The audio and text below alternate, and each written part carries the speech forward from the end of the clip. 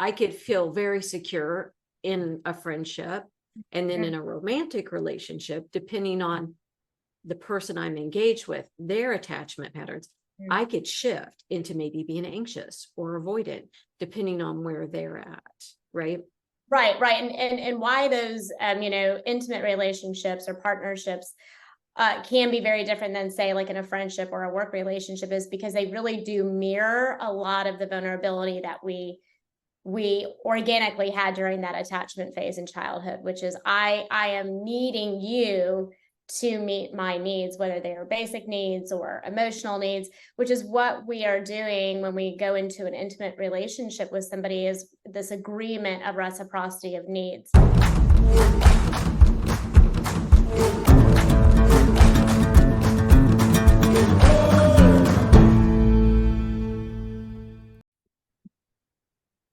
Hi, everyone. It's the Ego Project, where we do the perfectly imperfect work of healing our ego wounds. And I am Lisa Heidle. I'm here with my co-host, Cristine Seidell.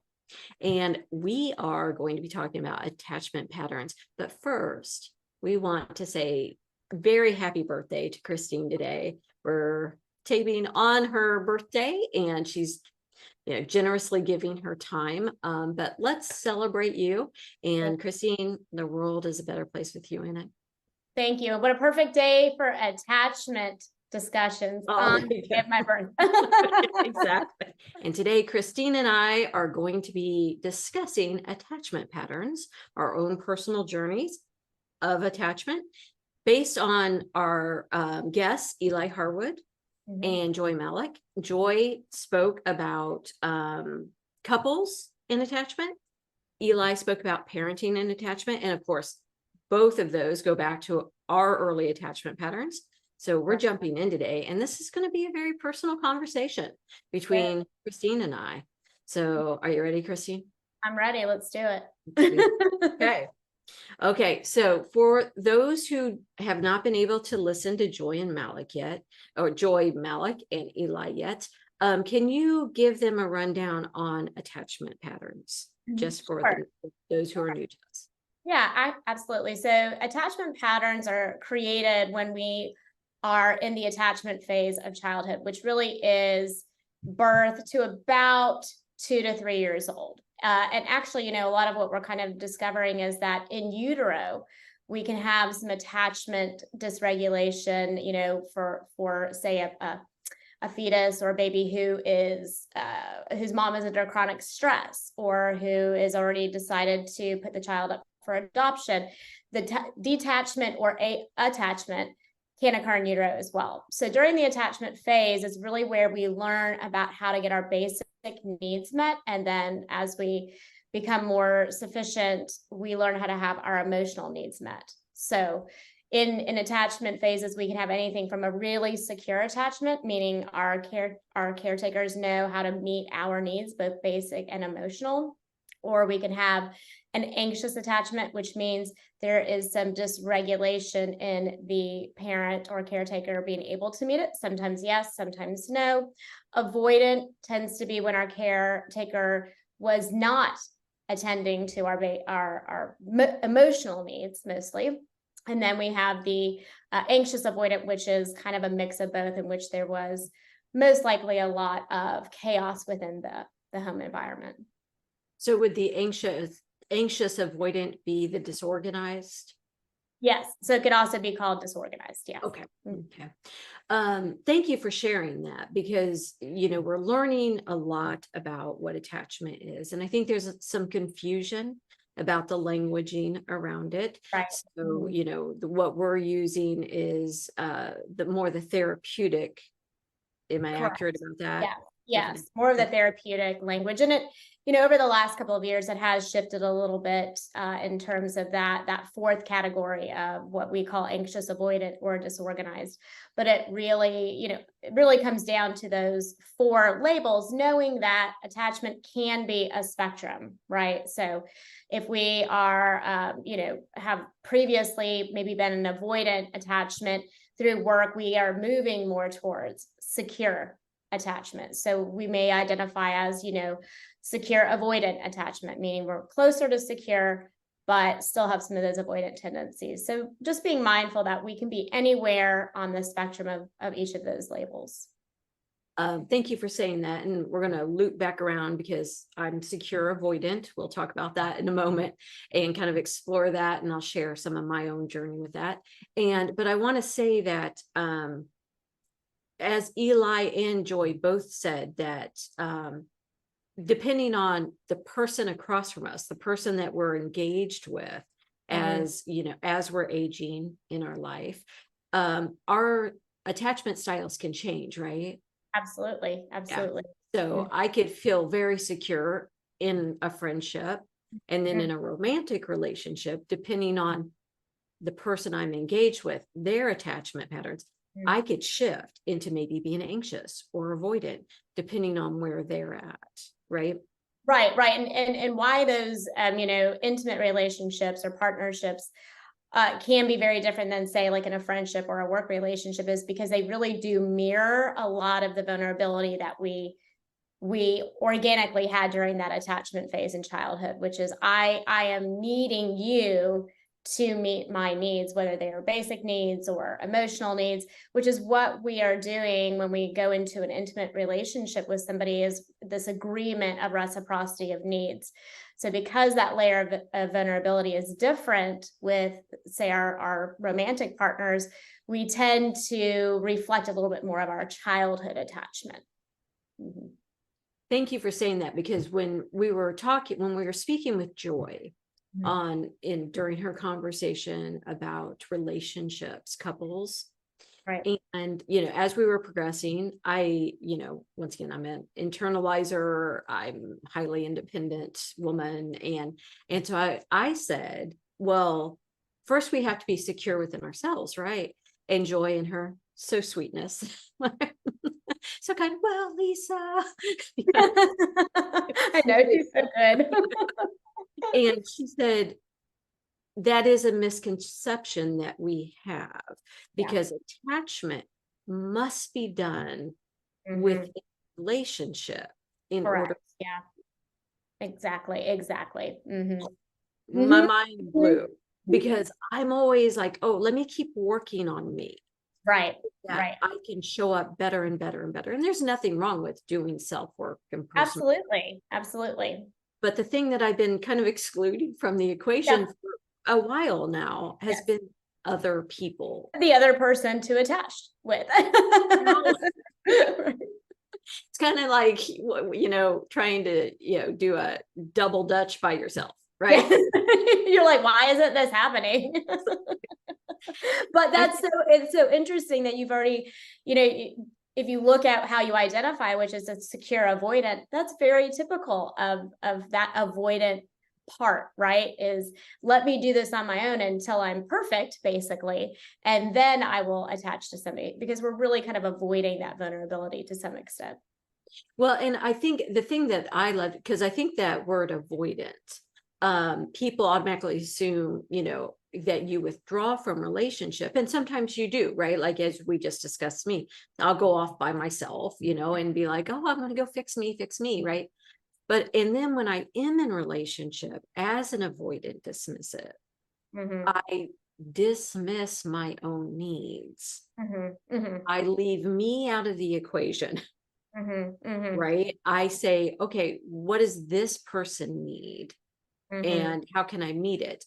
And I'm going to be honest, in romantic relationships, partnered relationships, I've typically partnered with anxious avoidant. I think anxious avoidant. Right. And so, they kind of, our patterns played off each other. Right. And also, but I've done a lot of personal work, so I have secure in there. So hopefully that number keeps click up, right? Right. So in your work with clients, what do you see, like me as an example, a secure avoidant, like how would you guide them on this pattern? Well, I think that, you really did recognize, like, you're dismissing kind of your needs, but oftentimes, with that more secure avoidant or very, very avoidant, right? Like maybe they're much further on the spectrum. They're very detached somewhat from their needs. They're not clear on what their needs are because in childhood, those emotional needs were not really met, right? So oftentimes they're almost out of touch with what their needs are. And so when somebody is coming to them needing, wanting their needs met, they're almost like, whoa, what is this? Like, I don't even know what my needs are, let alone how to meet your needs. So there's almost this detachment from being able to really, really dip into, this is what I need, and then show up to a relationship saying, this is what I need. The other person says, oh yeah, cool, I can meet that need. Like, that's fine. These are my needs. And they say, oh, great, wonderful, I can do that. And then you have that reciprocity, right?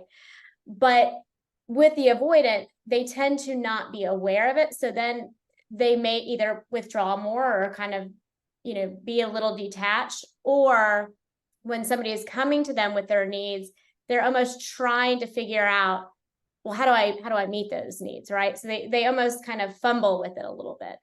And again, we have to remember that very few people, I think it's 6 or 7% of the population, actually have the privilege of having very secure attachments in childhood. Most people are going to end up somewhere on the spectrum, right? Of avoidant or anxious. And it's how we become more aware of that through those relationships that we end up determining where we really are. So, just because you have some of these patterns doesn't mean that there's something wrong with you, because most people will have something on the spectrum of anxious or avoidant. So in childhood, when we're attaching to our caregivers in whatever form they're in. And of course, you attach to every caregiver differently, and Right. every person in your life who is in a caregiving function. It could be grandparents, it could be aunties and uncles, it could be babysitters, right? It could be Right. a nanny. So of course, mother or father and parents. And do you tend to see in the work that you do that if you have a child who's anxious, that their primary caregiver might be avoidant? Like, can you see a pattern along that line? Really not so much, because it really is the child's experience with that parent, right? And so, really where we see the most defined is where we see that disorganized attachment or the anxious avoidant, which tends to be homes with like addiction or significant violence. Like, we see that there. Now, avoidant tends to come when you have parents that don't attune to you emotionally. So they themselves could be avoidant because they're just lacking attunement. They could be anxious. Maybe there's something going on in the relationships, and they're anxiously trying to get their needs met. So it's really just how that caretaker actually shows up to that child, not necessarily what their pattern is within their relationships. So it's fascinating, because it's really this imprinting that occurs during this phase of childhood, and it's whatever is showing up in that child's life at that moment. And so when you have a child that comes in and you can see a pattern, right? You can see their attachment pattern. That's family work, right? That's where you bring the parents in. And so you have to then take a step into their childhood and help them heal their attachment wound, right? Yeah. Very often when I do work with children, of course, that's systems work that you're working with the parents and the parenting. They oftentimes a light bulb will go on in session, and they'll be like, you know what? That makes so much sense. And that's exactly what my father would do. And this is exactly what I needed, is what we're doing with little Timmy here. So it is interesting for them to come to that place of awareness where it's like, wow, I definitely don't want to do what my parents did to me. And then they start kind of doing a little bit of their own healing work around attachments. Because attachment is so fascinating to see the pattern. You see it in the relationships, you see it in parenting. And what's amazing is that if we can see a pattern, then we can work really, really succinctly and effectively to correct it and to heal it. So, yeah. Sure. Well, I'm going to kind of flip the camera onto you now.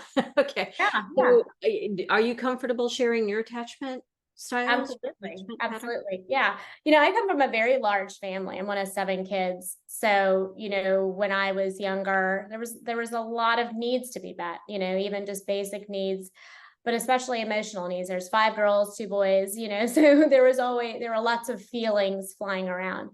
And, my dad, he traveled a lot for work, and my mom had her hands full, right? So, in childhood, although, we lived in a very, privileged area, I went to great schools, there was still this, somewhat lack of emotional needs being met. And again, we always, kind of meet our parents where they're at. We understand what their capacity was at that time. But in that, environment, I did develop that more avoidant attachment. So, going out into the world and kind of, building relationships from that perspective, especially intimate relationships, it was very difficult for me to really even get in tune to myself, to be like, what do I need? How do I show affection? How do I say I love you? Because those were not things that, I was taught or received in childhood. Even though I could say, well, I wasn't, abused, I wasn't this, that, or the other, it was still just this lack of emotional needs attunement. So that, that can come from having a big family and there's just not enough time, energy, or resources for everybody, or it can come from a situation where the emotional capacity of a caregiver is just not able to meet the child with their emotional needs. Thank you for sharing that, because I'm also from a large family, and there were, one person, 5 kids, right? One person, 6 kids. It does, everything gets diluted. Right. It does. Yeah, it does. Yeah, I think the biggest thing that I've learned, and through my personal work, through understanding my attachment patterns, is how often, one, I don't voice what I need. And it's not that I'm trying to withhold something. Yeah. I'm not actively saying, well, they don't care, anything of that nature. It just doesn't cross my mind to share. Right. Because there was, in my early attachment, there was no one meeting that need. And I figured out early on that if I voiced it, I was probably going to be disappointed. Correct. Right? Correct. So I just took care of it myself. Exactly. So that's, the avoidant can be highly self-sufficient, right? They can be the internalizer, to where it's like, okay, I just need to kind of do whatever I need to do in order to get by, because most of the time if we voiced a need, it was just kind of like dismissed and shot down. And so we're like, okay, never mind. And so you become very detached from your needs. Yeah. And so then you kind of go through life just being like, well, I don't know what this thing is that people need because I don't have it. I'm kind of doing my thing. Right. Well, and I try to, I personally, through my work, like, I ask people very directly, like, is this something that you need? Would you like me to do this? And I ask them. And of course, anytime you're working with someone else in whatever form, friendship, relationship, right? You have to, they're working with their own attachment. So if there's someone avoidant and I say, well, is there anything I can do? Probably they're going to be like, one, I have no idea, but they'll probably say, no, I'm fine. Yeah. I'm fine. Oh, I can take care of it. Don't worry about it. Yeah. And I think we really complicate a lot of things in our romantic relationships, because we think that these needs are these like, very complex things, like I need you to be available to do this, that, and the other, right? Like those are probably more wants.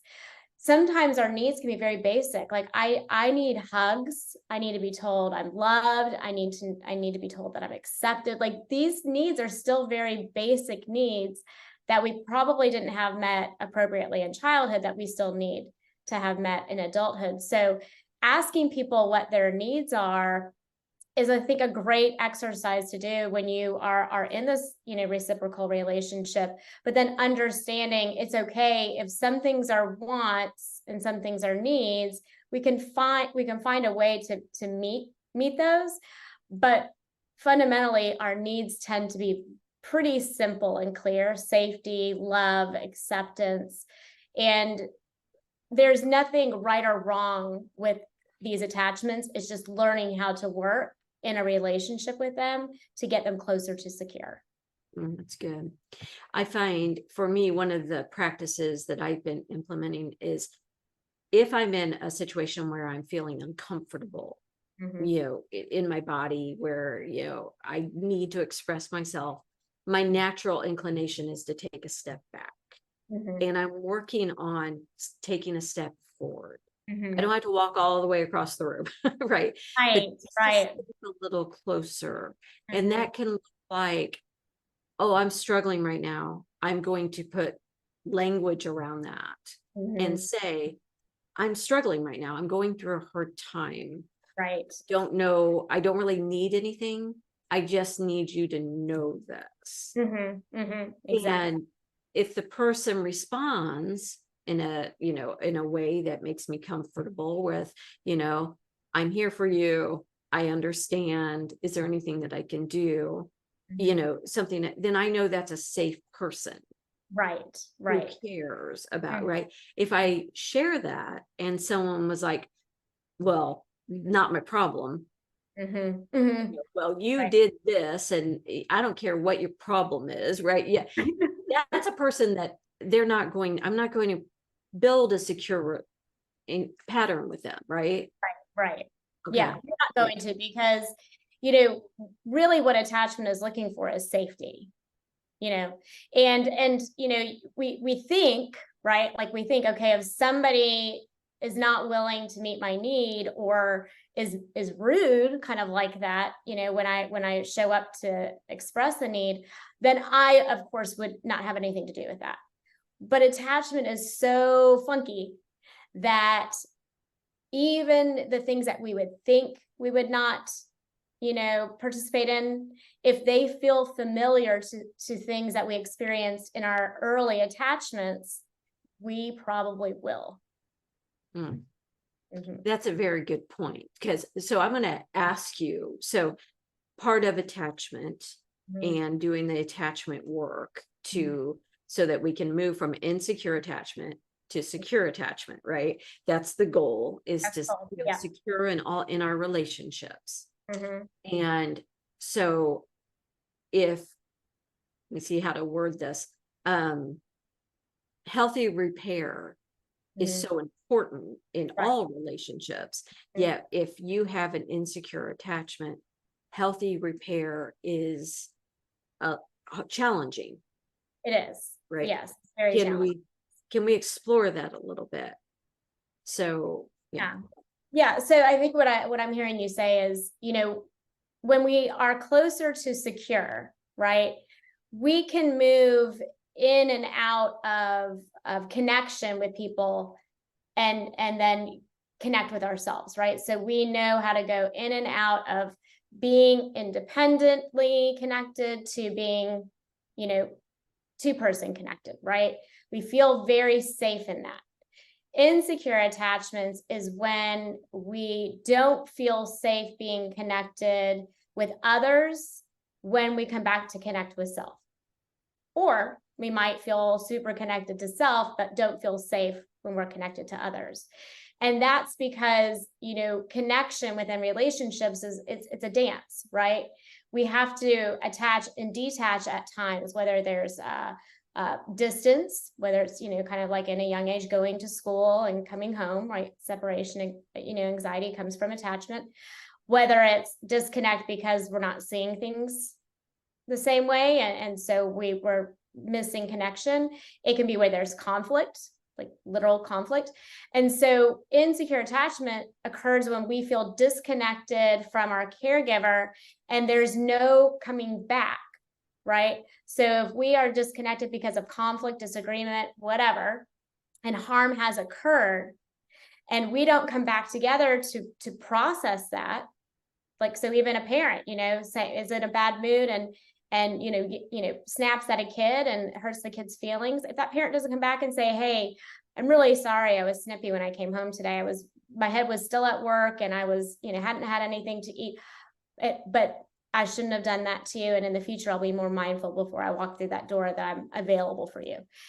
And then the child's like, it's okay, mom, hug, hug, hug, right? If we don't do that, if we just dismiss it and all these things, a child will take that as I'm going to remain disconnected from you. So repair is really important so that we, in our disconnection, if it's disconnection because of conflict or harm or disagreements, that when we connect, it's acknowledged. And so repair is very, very important when we are trying to get closer to secure attachment. That's so good. Can we talk a little bit about an avoidant and how they can, move more to secure so that through healthy repair, and then an anxious, and kind of what you see between the two, and how, that repair happens. Right. So in a lot of dynamics, a lot of relationship dynamics, you really do see a lot of the anxious avoidant coupling, right? Because they tend to find each other. It tends to be the pacing of romantic relationships. The avoidance first response is to disconnect, almost to withdraw a little bit when there's conflict or something that feels like they have to be vulnerable. The anxious is to reach, to jump forward when there's disconnect. Like I need my needs met. I need to be my needs met, right? What happens when that occurs is, let's say there's a conflict, the avoidant might just be like, well, I'm leaving, I'm going driving. And the anxious is like, no, we need to talk about this. Right? What you need in this dynamic is you need some kind of plan, right? Like you really need to say, not in that moment, right? Like, this is what I'm going to do, but you need to say, hey, we are disconnected right now. We're disagreeing. We're not seeing this in the same way. We need to take a time out.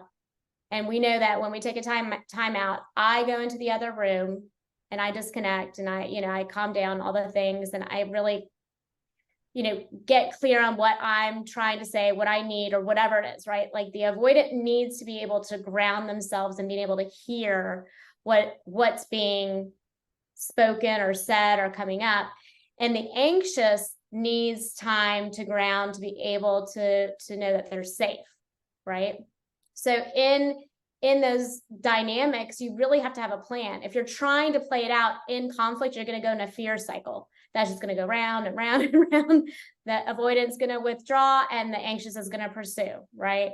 And that's what we call fear cycles. We rehearse these things over and over again. So the goal is really, prior to conflict in these relationships, is to have a plan. When we disagree, how do we disagree in a healthy way? And how do we come back together to make repair? And that's typically we don't know this until we end up in couples therapy. But if you recognize it in your own relationships, you may even be trying to find some solutions, as it is. Hey, when we're doing this, let's just take a time out. And, but neither one of us leave the house. Right. And so a lot of couples will kind of come up with these, bridge plans, but really it requires a plan, because those two attachments are not in that moment of conflict going to be able to get out of that fear cycle until things have calmed down. That's good. I love that idea of having the plan. And I think you also have to have the plan for yourself. Right. And that requires you to say, right now I'm feeling overwhelmed, or Mhm. right now I'm feeling disconnected. I know myself well enough to know I need to take a little time Right, to right. process through this. Mhm. And I will return to you and Mhm. to Mhm. discuss this. Mhm. I think as an avoidant, I know that about myself, that I need Right. to be with myself to process through my emotions, my feelings. And Mhm. in the past, one of the things I neglected to do was saying, I will return. Yeah. Right? Absolutely, absolutely. That is 100% something, and again, when you are in conflict, you're kind of going back to that old conditioning, that old wound, right?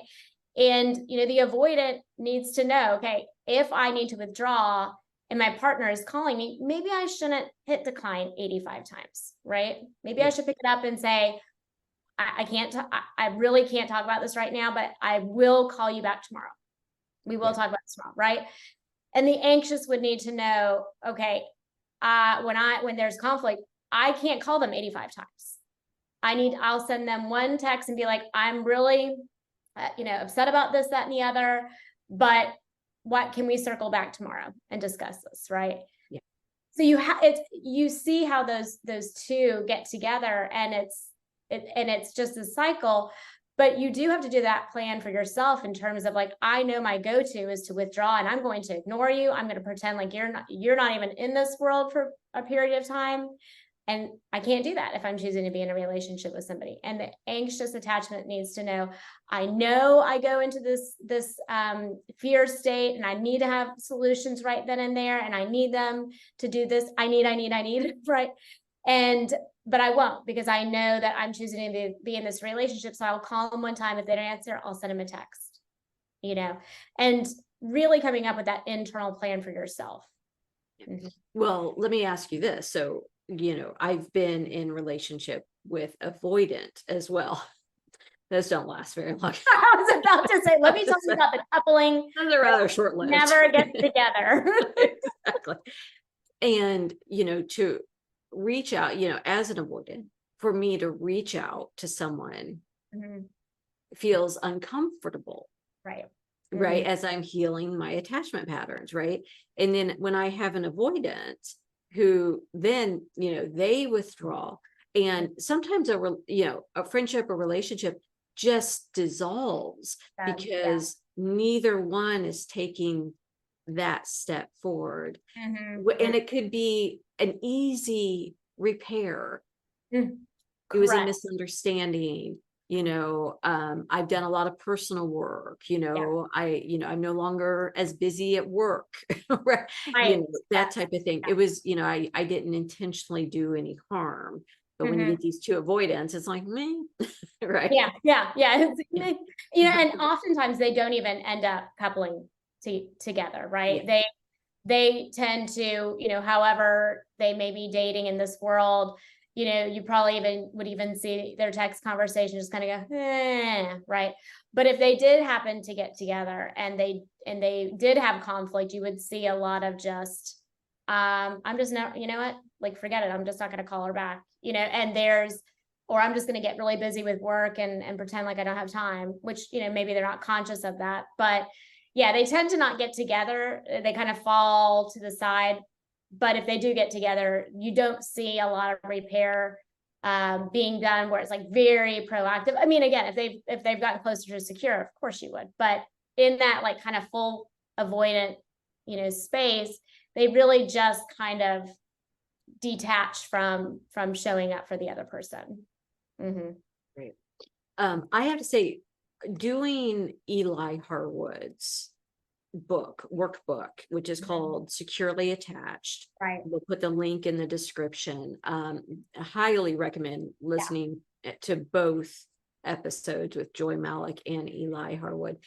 But I've been doing the book, and the information that I'm garnering about myself is Mhm. so valuable Right. as I'm going through that. And, both Joy and Eli and you have said, we can reach securely attached Hmm. in relationships.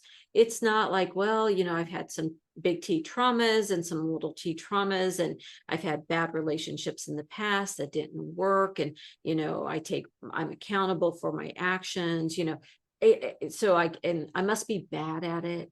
Right. My Right. picker is broken, that type of thing. Yes. But there's work that can be done here.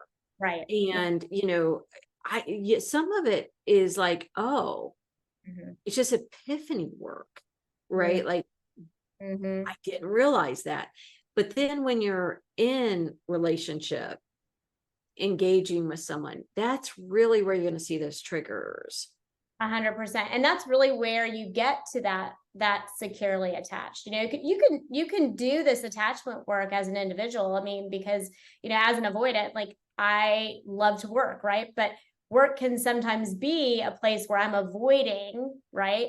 Yep. So there are things that we develop individually through our attachment that aren't necessarily, they may have served us well in childhood, but we don't need them anymore. We can work on that. We can heal that to become more securely in our independent attachment to self. But in that relationship is really where we get to see the pinnacle of our work and our healing of the conditioning or of the wounds, because our partner is the place where we're reflecting that vulnerability. And it requires that level of vulnerability to really mirror the vulnerability we had in childhood. And you have to have a partner that is willing to do the work as well. Yes. You Yes. can't, if you don't have that, no matter what you do, you're once again trying to double. Yes. You're right. Yeah. Dutch jump rope with just you, and you Yeah. just can't do it. You have to have someone on the other side of that teeter-totter. You do. And I think that, this is where a lot of people, as they come to couples therapy and they start learning more and more and more, the couples that tend to find couples therapy not successful is when one of them begins to do the work and the other one continues to stay in their, insecure attachment and their conditioning and wounding. And the other person just can't get to a point where they are able to have their needs met, but they're aware of their needs. And so they really kind of like come to this point of like, I can't do this anymore because I know what it's like now to be moving to secure. And this just feels chaotic to me now.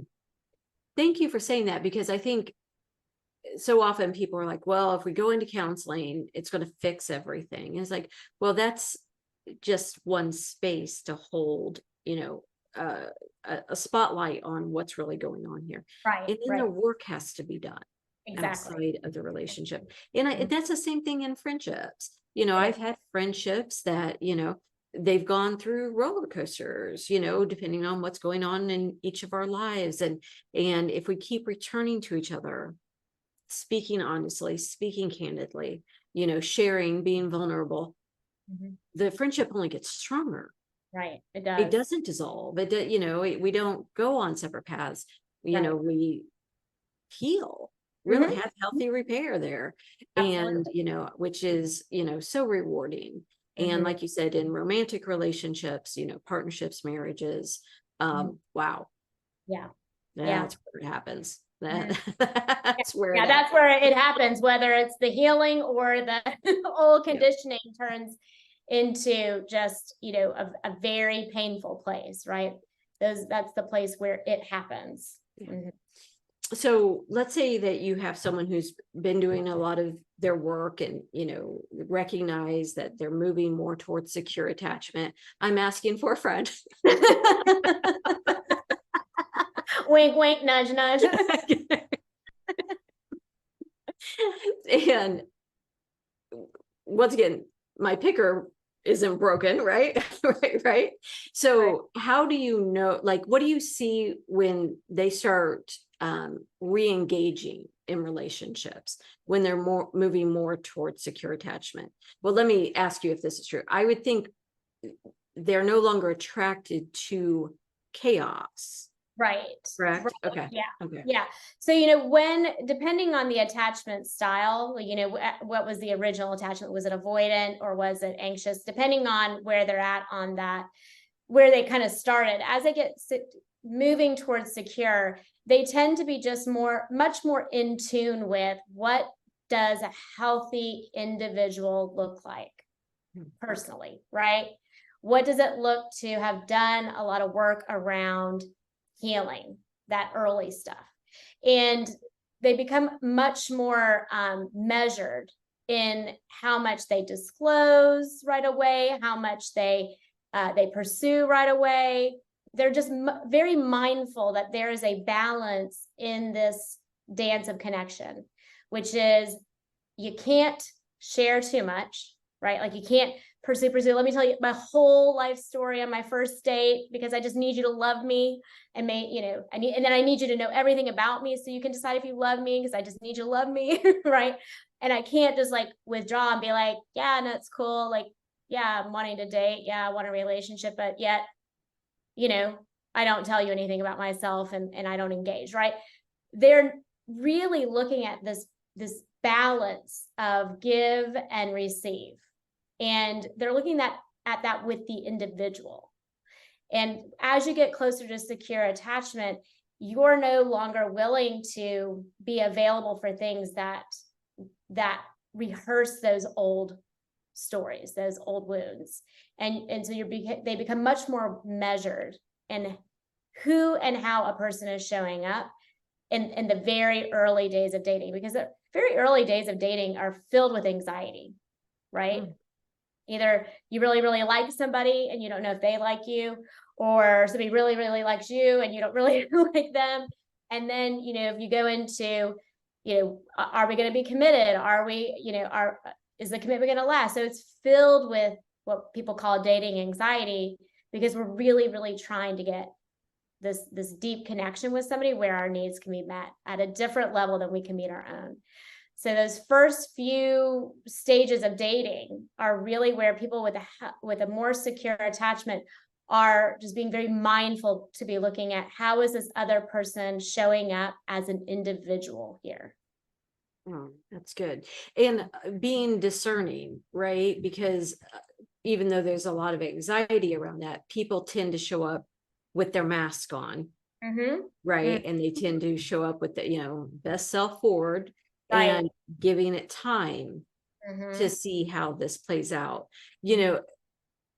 Being an avoidant, for me to ask to have my needs met. So for example, if I'm dating someone and it's progressing, asking them, hey, would you do this for me?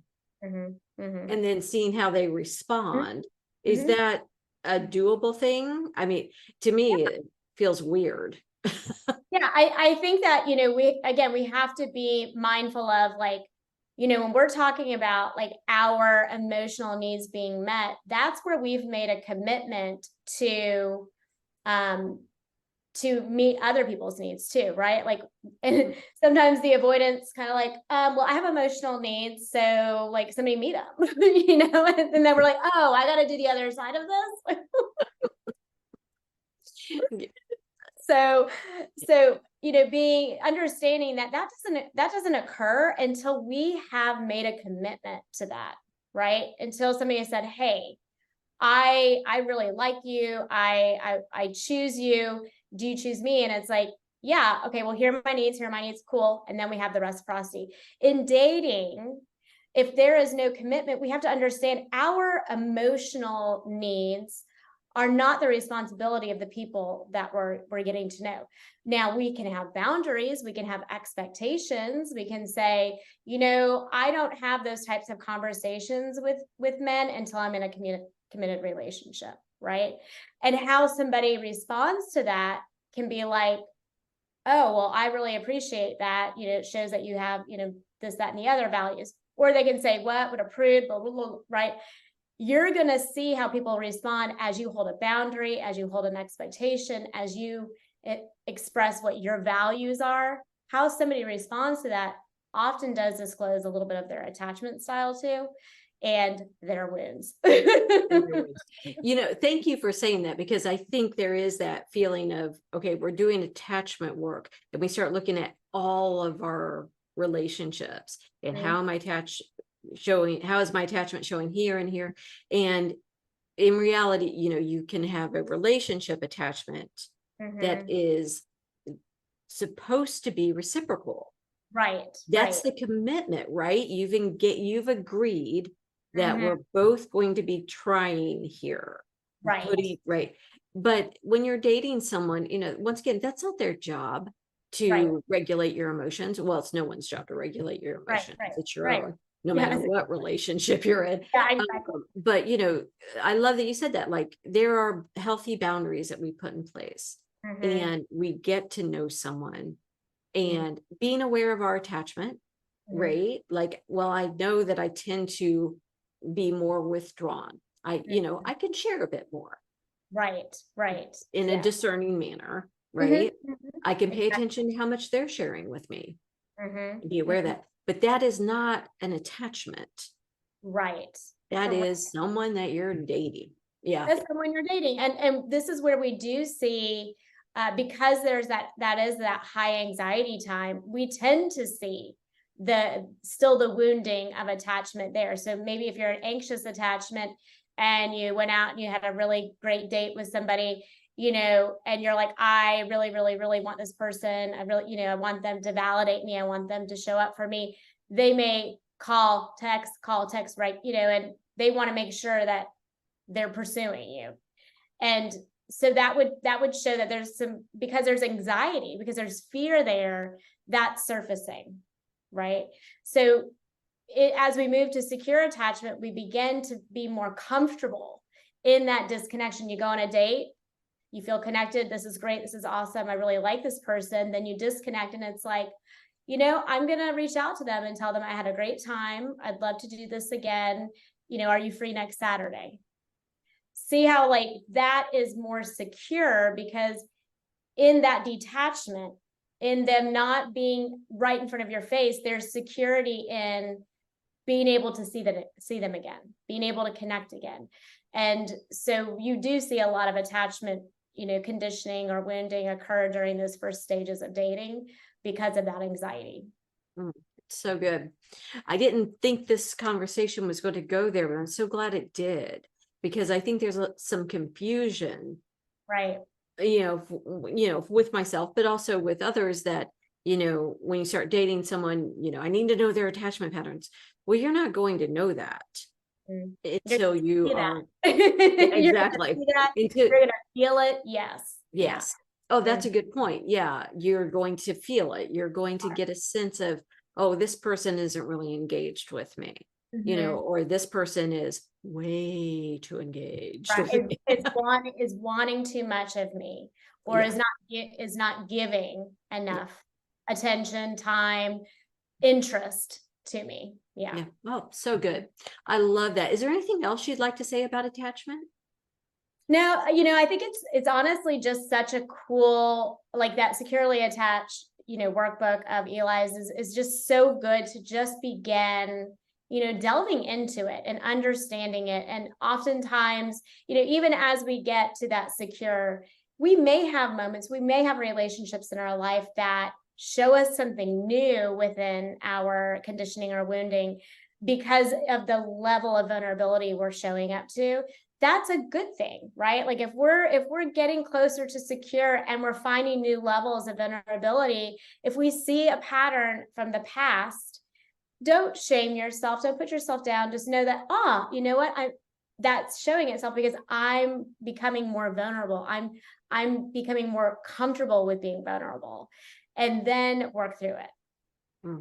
That's great. I love that. Yeah, because it is a process. It is. Yeah. You know, and, you know, like Eli said, as did Joy, that this is not, you know, genetic, right? This is learned, and we can unlearn it, and we can learn new skills. And that's the beautiful part. I have to tell you, I'm going to encourage everyone to hop over and take Joy Malek's pod course. It's a very short course. She's done an amazing job at breaking up information, so it's easy to digest and understand, and it's not a huge time commitment. I think it's only like less than 50 minutes, yet you get so much information, and it's about attachment patterns and in couples. And you can learn some skills. I think she has 6 tools that you can take, 3 for the anxious, 3 for the avoidant, to start implementing these tools into your relationships. I think it's very valuable. What do you think? Oh, I love it. And just, just the way that Joy shows up for, the people that she's helping, and she just has such a heart for, wanting people to love themselves and pour into themselves so they can have happy, healthy relationships. So it's so good.